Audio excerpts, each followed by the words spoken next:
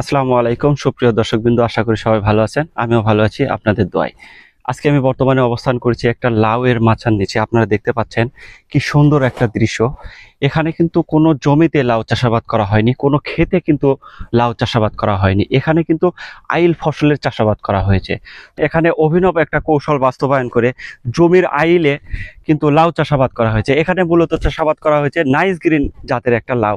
তো আপনারা কিন্তু দেখতে পাচ্ছেন এটা কিন্তু জমির আইল এবং মাঝখানে কিন্তু একটা সেচ নালা ব্যবহার করা হয়েছে। তো এখানে কিন্তু আমার প্রাণপ্রিয় কৃষক ভাই প্রশংসার একটা দাবি রাখে।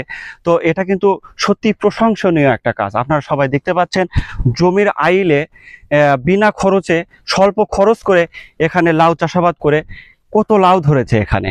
এইভাবে যদি আপনারা জমির আইলের সর্বোচ্চ ব্যবহার করতে পারেন এবং জমির আইলের সর্বোচ্চ ব্যবহার করে যদি আপনারা দেশকে পুষ্টি সমৃদ্ধ এবং নিরাপদ খাদ্য উপহার দিতে পারেন, তাহলে কিন্তু দেশ ও জাতির জন্য কল্যাণ বয়ে আনবে। তো আইল ফসলে আমরা কি কি ফসল চাষাবাদ করতে পারি? আইল ফসলে আমরা শিম চাষাবাদ করতে পারি, আইল ফসলে আমরা লাউ চাষাবাদ করতে পারি, আইল ফসলে আমরা বরবটি চাষাবাদ করতে পারি, আইল ফসলে স্বল্প পরিসরে আমরা শশাও চাষাবাদ করতে পারি, আইল ফসলে আমরা কলা চাষাবাদ করতে পারি, আইল ফসলে আমরা পেঁপে চাষাবাদ করতে পারি, আইল ফসলে আমরা লেবু চাষাবাদ করতে পারি। সেটা কিভাবে? সেটা জীবন্ত বেড়া হিসেবে। তো আমি সেই দিকে যেতে চাই না।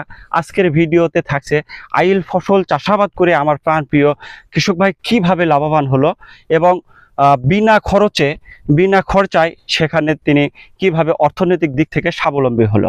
আপনারা দেখতে পাচ্ছেন যে এটা একটা সেচ নালা, এই যে মাঝখানে একটা সেচ নালা, সেচ নালার পাশে কিন্তু এই যে একটা রাস্তা দেখতে পাচ্ছেন। এই রাস্তা দিয়ে কিন্তু যাতায়াতের একটা ব্যবস্থা করা হয়েছে। এই দিক দিয়ে কিন্তু মানুষ হাঁটাহাঁটি করে।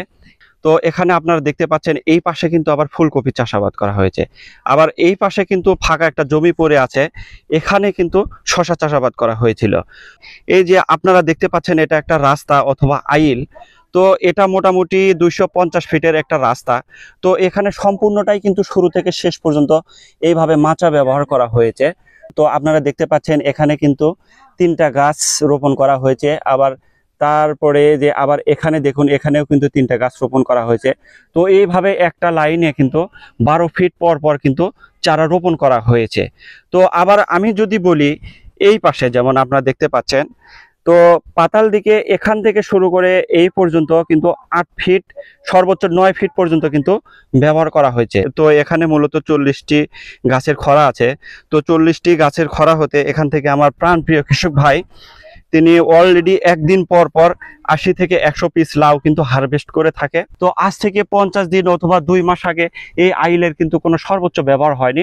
শুধু এই আইলের মাঝখানে যে ড্রেনটা আছে, সেচ নালাটা আছে, সেদিক দিয়ে কিন্তু পানি ব্যবহার করা হয়েছে, সেখান থেকে কিন্তু পানি ব্যবহার করা হয়েছে। তো এখন আমার প্রাণপ্রিয় কৃষক ভাই এখানে অভিনব একটা কৌশল বাস্তবায়ন করে এখানে আইলের ওপর কিন্তু মাচা দিয়েছে। দুই পাশে দেখতে পাচ্ছেন। আপনাদের যদি আইল থাকে, জমির আইল থাকে, বড় একটা জমি থাকে, আপনারা কিন্তু এইভাবে মাচা ব্যবহার করতে পারবেন। এখানে কিন্তু দেখা যাচ্ছে রাস্তাটা একটু বড়, আইলটা একটু বড়, মাঝখানে যেহেতু সেচ নালা ব্যবহার করা হয়েছে। তো এখানে কিন্তু 2 লাইন করে লাউ গাছ রোপণ করা হয়েছে। আপনারা সবাই দেখতে পাচ্ছেন এখানে কিন্তু 2 লাইন করে লাউ গাছ রোপণ করা হয়েছে। তো আপনার জমির আইল যদি ছোট হয়, চিকন যদি হয়, ব্যাস যদি ছোট হয়ে থাকে, তাহলে কিন্তু আপনি 2 লাইন করতে পারবেন না, তাহলে কিন্তু আপনি 1 লাইন করে করতে পারবেন।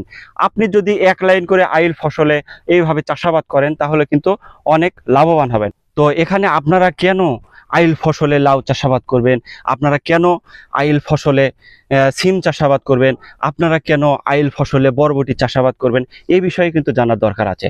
তো মূলত আমরা যখন জমিতে সবজি চাষাবাদ করি, যেমন এই পাশে কপি চাষাবাদ করা হয়েছে, এখানে এই পাশে ফুলকপি চাষাবাদ করা হয়েছে, এই পাশে কিন্তু শশা ছিল।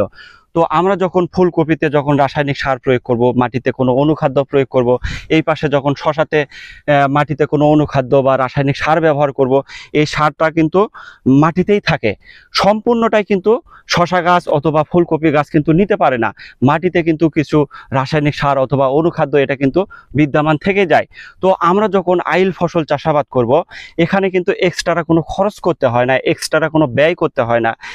অন্যান্য ফসলের যে খাবারটা অনুখাদ্যটা আমরা দিয়ে থাকি এটা কিন্তু আইল ফসলের কাজে লেগে যায়, সেই জন্য কিন্তু এই রকম আইল ফসলে বাম্পার ফলন হয়। লাউ চাষাবাদ করে কিন্তু এখানে তিনি অনেক লাভবান হয়েছে। তো এখানে মূলত নাইস গ্রিন জাতের একটা লাউ চাষাবাদ করা হয়েছে।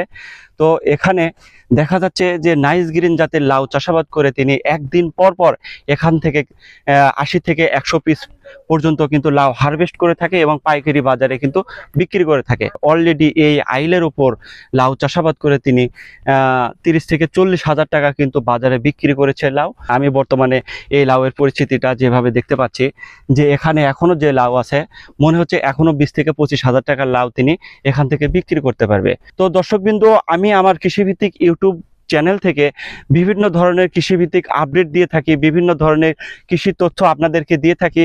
তো আমার তথ্যগুলো যদি আপনার ভালো লেগে থাকে অবশ্যই আমার চ্যানেলটিকে সাবস্ক্রাইব করবেন এবং সাবস্ক্রাইব করে আমার চ্যানেলের সাথেই থাকবেন। সবাইকে ধন্যবাদ জানিয়ে আজকের মতো এখানে শেষ করছি। আল্লাহ হাফেজ।